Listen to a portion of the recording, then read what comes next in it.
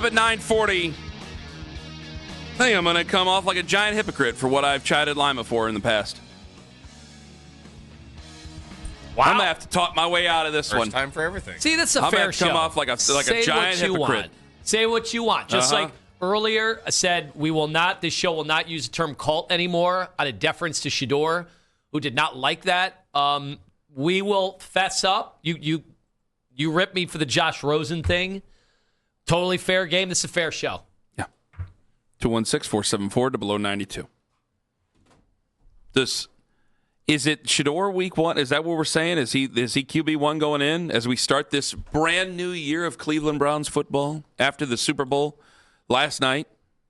A game that I'm champing at the bit to go talk about again because I'm going to come off like a giant hypocrite and I kind of want to get it off my chest. You know what? Can we just do it now? Can I just do it now? Yeah, go. I said it was going to be 9:40. I don't know what you're going to be doing at 9:40. Let me give it to you now. You asked. I'm going to get to these calls here in a bit, but let's go right down to it. What did you say during the break? During the one break? Was that an entertaining football game yesterday? And what did I say? You said no. I said I was bored. Yeah. And I came off like a giant hypocrite. It was clean. It was a clean sheet of football, at least in the first half. Yeah. Now, I know that there were turnovers that were involved here. One defense took it to another offense. And it was to a football guy. It was a cleaner brand of football. It was a good football game. However, now this is where I get hypocritical here. It is the Super Bowl.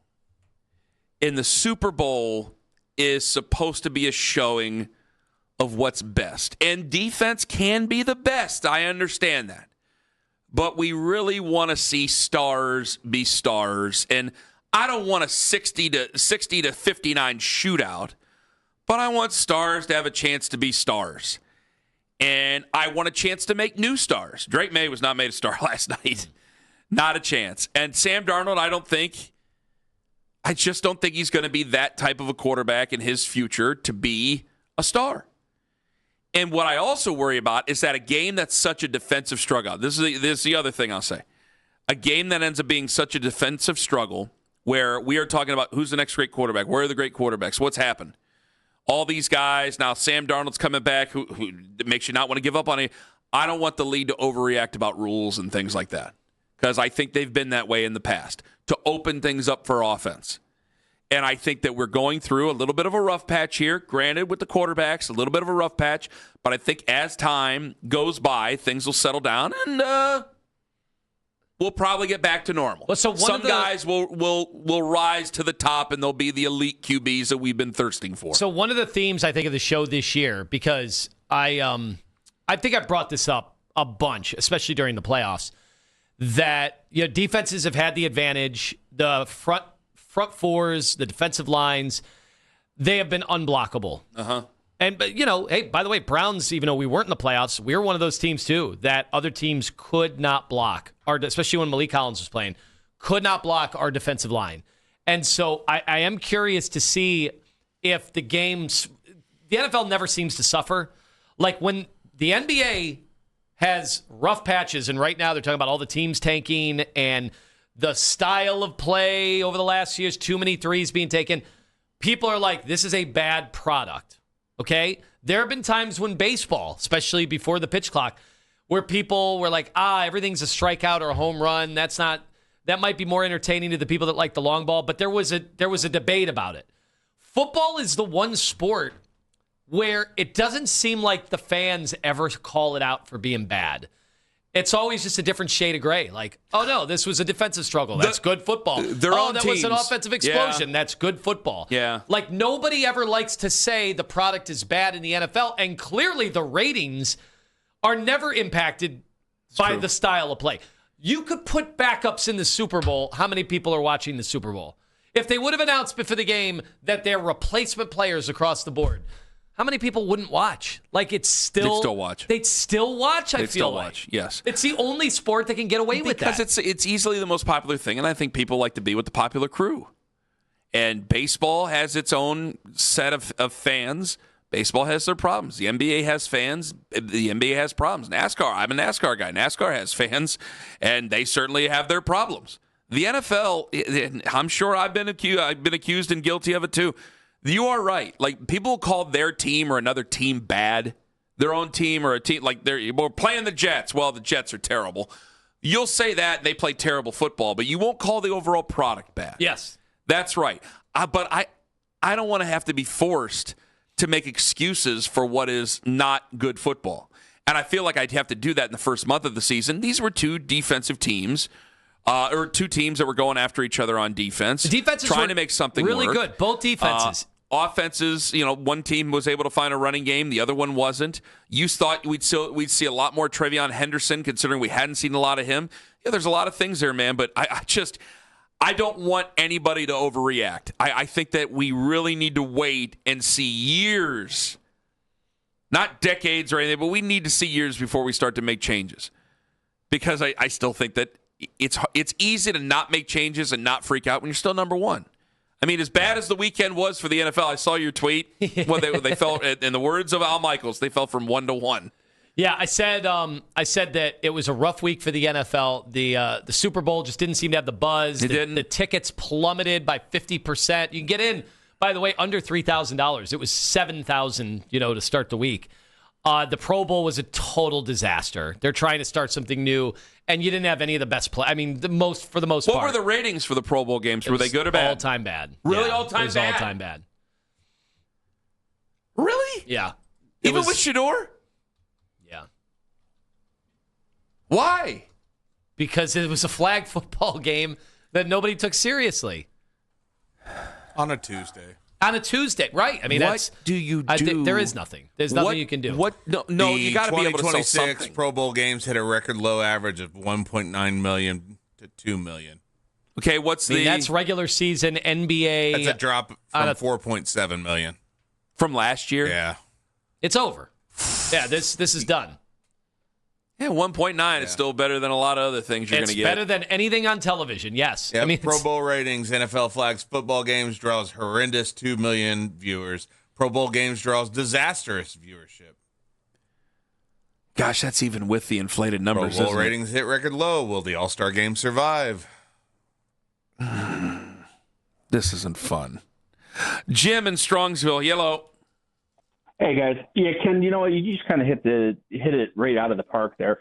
I wouldn't make any assumptions based on anything that happened in yesterday's game. I would look at this entire season as almost like a one-off. Like, everybody wants to give tons of credit, and I'll give credit to the Seattle defense. It was very good.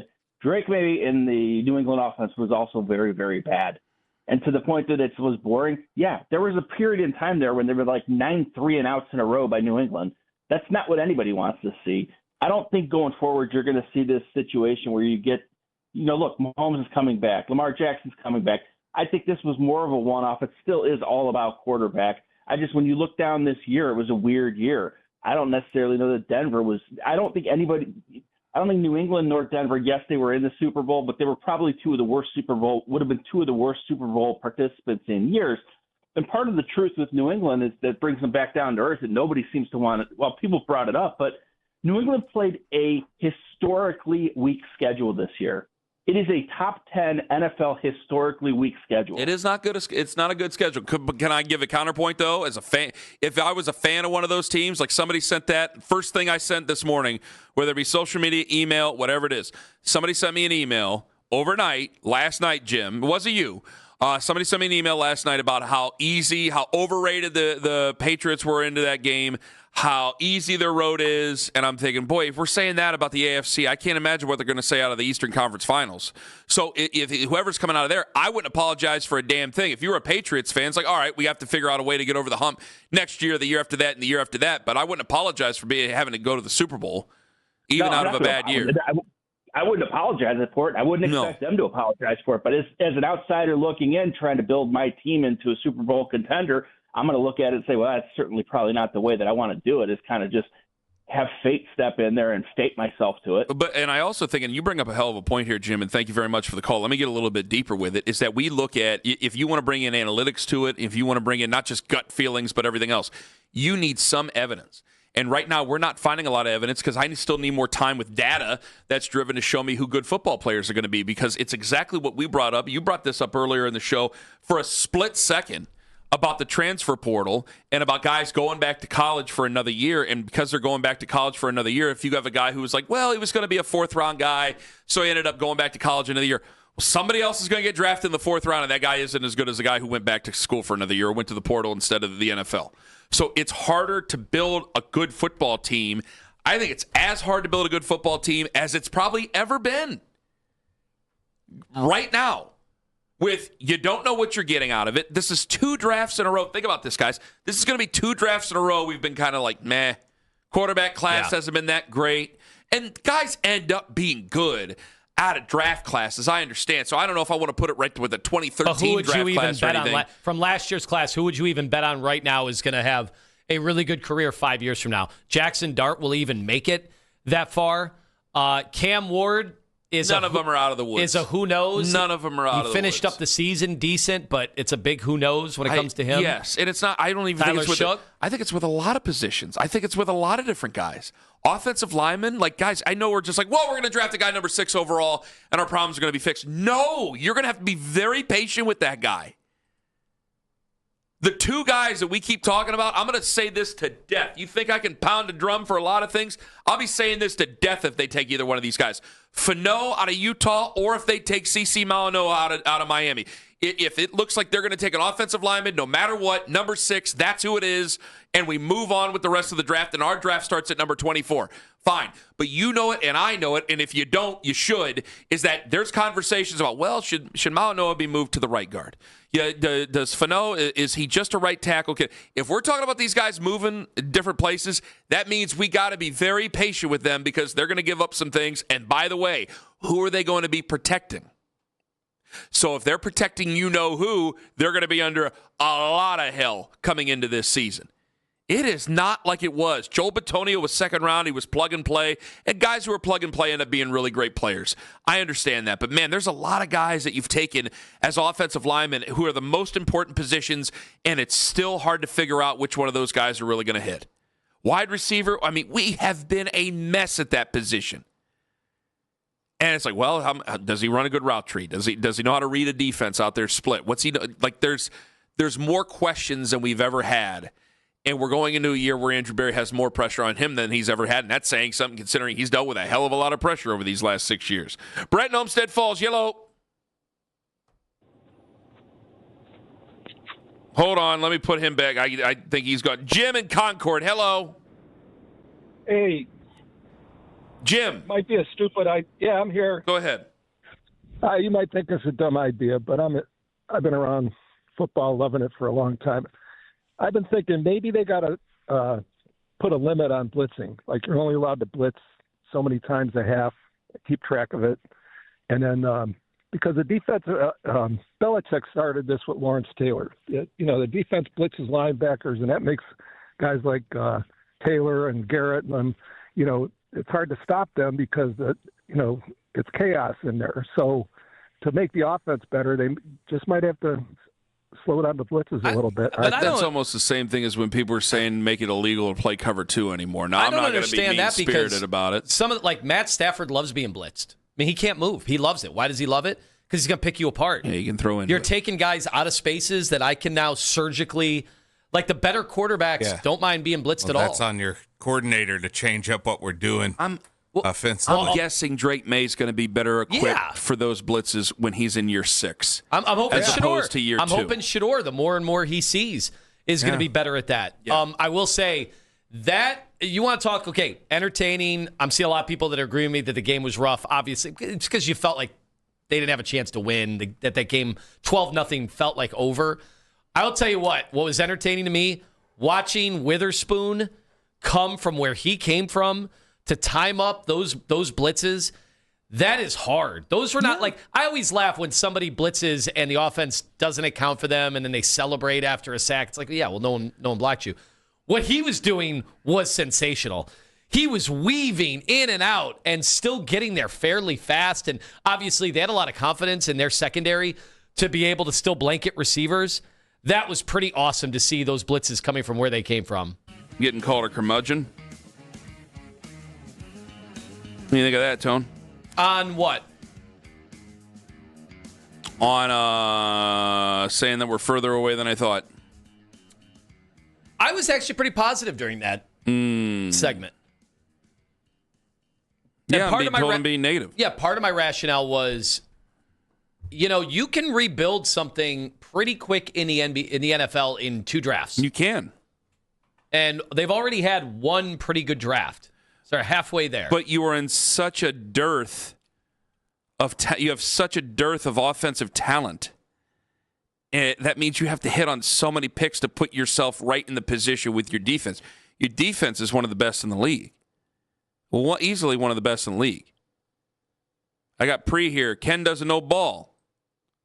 Because I was talking about the team and how I said I felt we are further away than we've been in a long time. Says doesn't know ball. First, Walker would have ran all over the Browns defense, and we don't know what the offense was capable of because Stefanski sucked. Look at Flacco in Cleveland versus Cincinnati. He put his faith in Dylan Gabriel.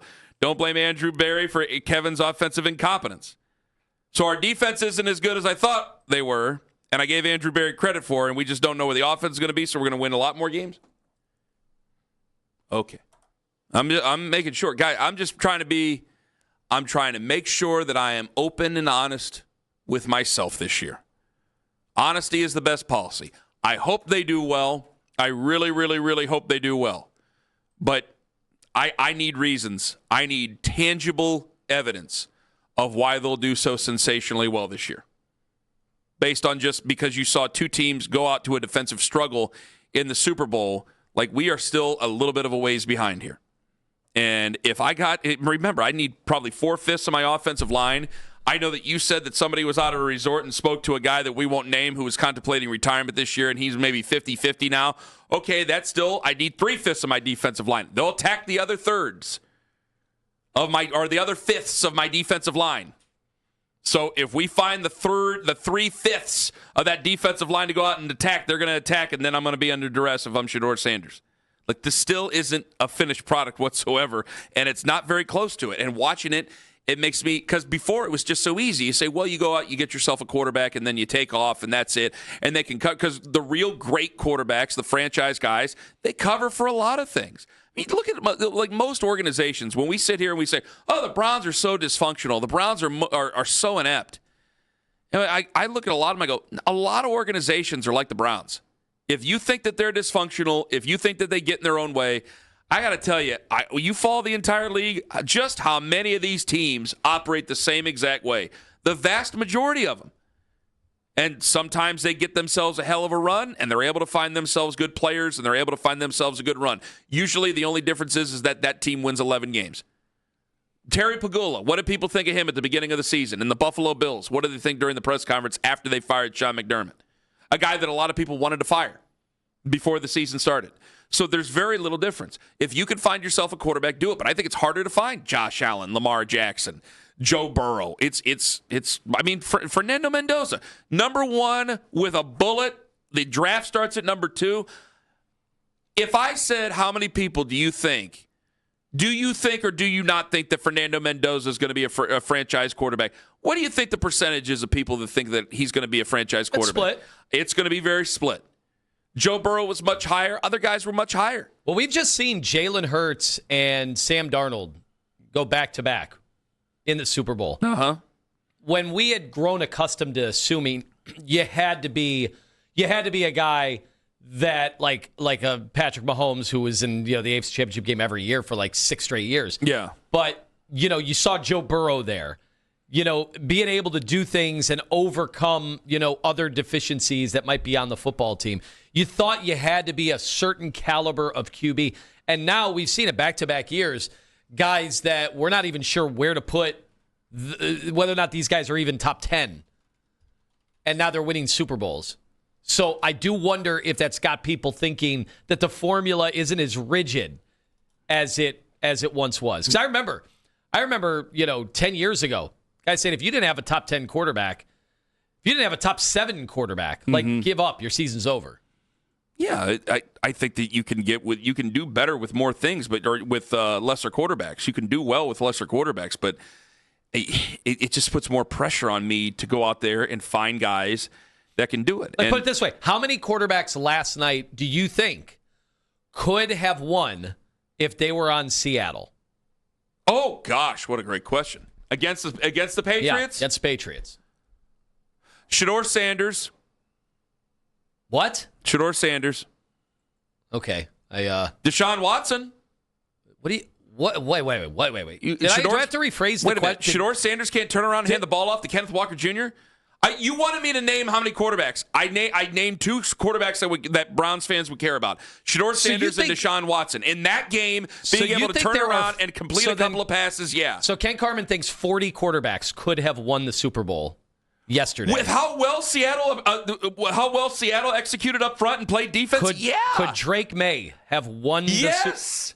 Wow. Okay. With Seattle? Am I wrong? I think we have our topic for tomorrow to start to show off. Am I wrong? Wait a minute. So get this video out there, Joey. Drake May. Hold on here. Drake May, if he played for the what am I missing? What am I missing? Drake May. I was like, did he hear my question? Wait a minute. I just want to make sure. Are you sure you Hold on. Wait. Did Joey? You put the game back on after watching Kid Rock? Joey.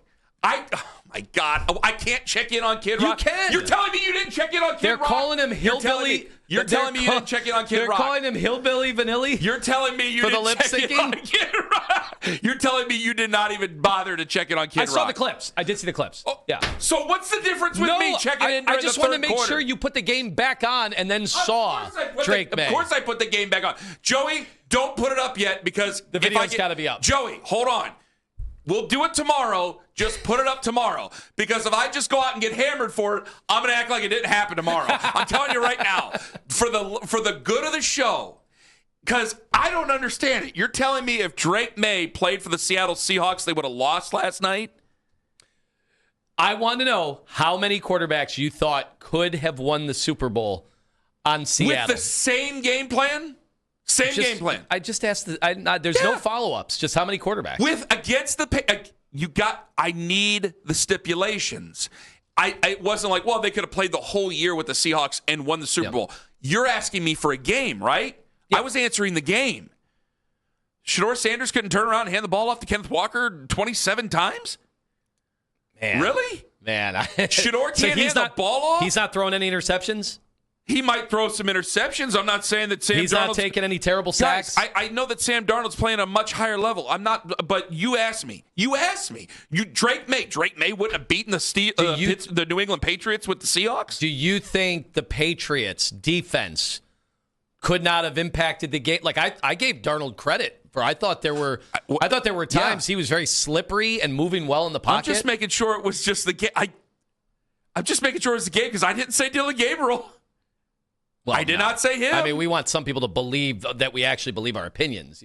I do believe my opinion. I'm saying, you asked me the game. As you said Dylan Gabriel, I think then that's, okay, they're just doing a bit now. What is wrong with my answer? I don't understand the problem with my answer. Well, we're out of time on the show. What is wrong with my... Joey, don't put it up because if I get hammered, I won't... No, because I won't want... Then I won't... We won't do the stop. We won't do this tomorrow.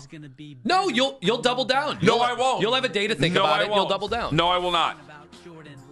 Joey, just wait till tomorrow. Good things come to those who wait. I just checked my phone. He says he has to post.